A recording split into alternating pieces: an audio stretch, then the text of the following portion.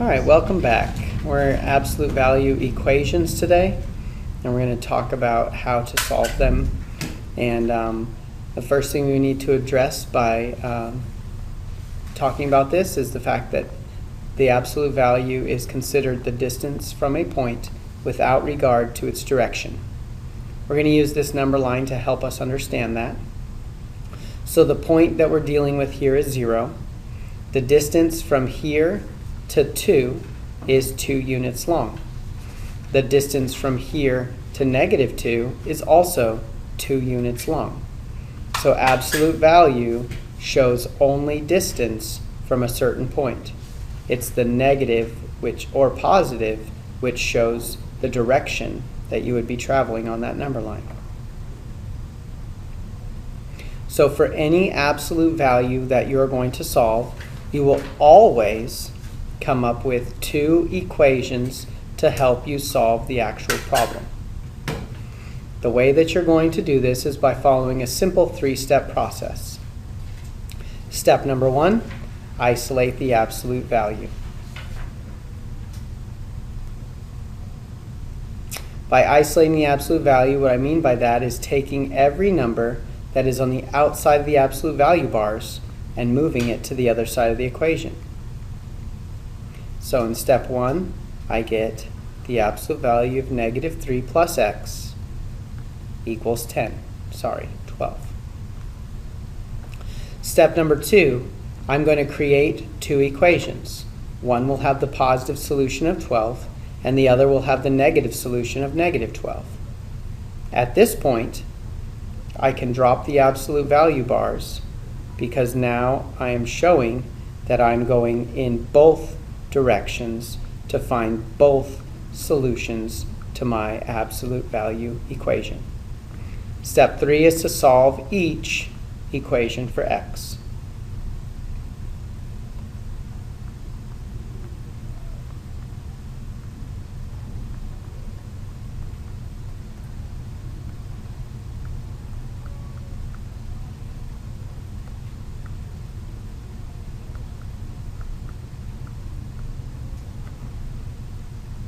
Again, we'll practice this one more time. First thing to do is to isolate the the absolute value. And that's going to give me the absolute value of x divided by 4 equals 4.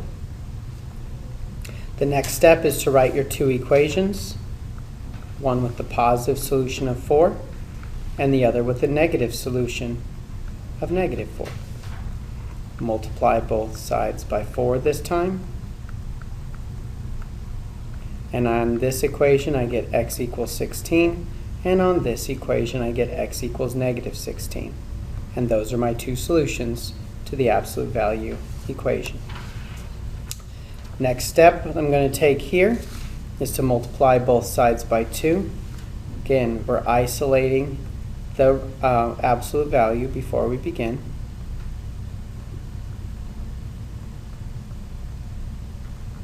Then I'm going to write my 2 equations, the one with the positive solution of 12 and the other with the negative solution of -12.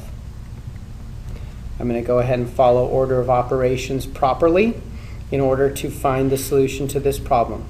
So I'll begin by subtracting 4. I like to solve these simultaneously, just moving down through the equations.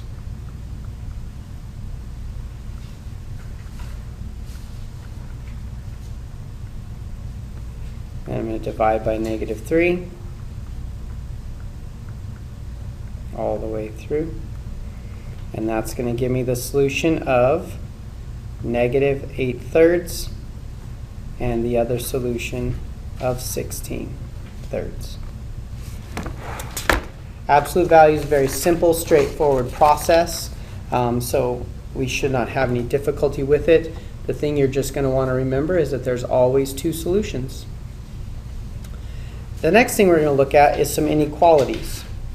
Inequalities are what we're going to really focus on tomorrow, so we're going to take a little bit of time right now to take a look at what they look like on a number line, and it'll help us later on when we're talking about absolute value inequalities. The First thing we need to talk about are two vocabulary words that you'll be seeing over the next several days. The first word is a disjunction, which is otherwise known as a union. It's always an or statement. And the reason it's an or statement is because the solution will be found in one set of numbers or the other set, but never in the same set of numbers. A conjunction would be the one where there's an intersection of values, which means that you're going to have the word and because the solution will be in one set and in the other at the same time. Once we graph these things, you'll be able to see more clearly what I mean when I say that. So the first thing we're going to do in practicing a disjunction and a conjunction is just solve these simple inequalities for x. So that's 2x greater than 4, divide by 2, and x is greater than 2. So I'm going to come over here on my number line, put a 0, and go ahead and put a 2 here, open circle, and I will be drawing the solution set in the direction of greater than 2. I'm going to add 2 to both sides here, and that's going to give me x is less than or equal to -5. Come over here to -5, put my closed circle because it's equal to, and draw my solution set in the direction of less than 5.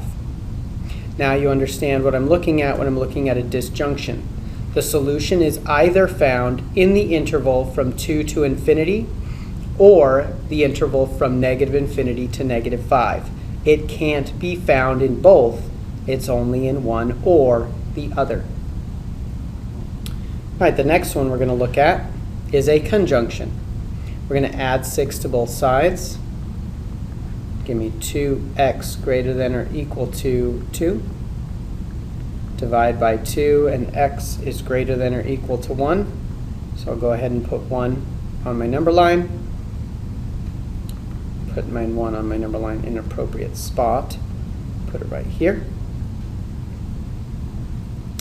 And then over here, plus 6 gives me 18.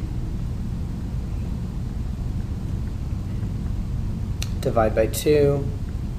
X is less than or equal to 9.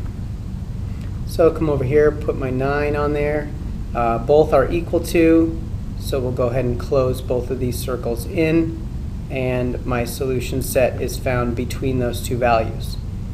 So my solution can be both greater than 1 and less than 9 at the same time, which means that it's an and statement moving forward.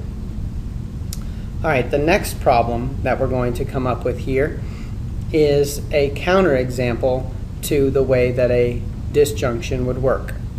So in this particular statement, if I broke it apart, I'm looking at the value of x plus 2 being less than or equal to -3. And at the same time, and the reason it's at the same time is it's between these two values, a compound inequality is always written as an and statement. So in this particular case, it would also have to be greater than 10 at the same time. There is no value of x that I could put into this inequality to make this statement true. There is no such number that is simultaneously less than -3 and greater than 10 at the same time. So the answer to this question is no solution. Likewise, down here, we're going to go ahead and take a look at a counterexample to a disjunction. But unlike in statement number or example number 4, if you have a counterexample on a disjunction, we don't have any limitations. We actually will see a solution of all real numbers.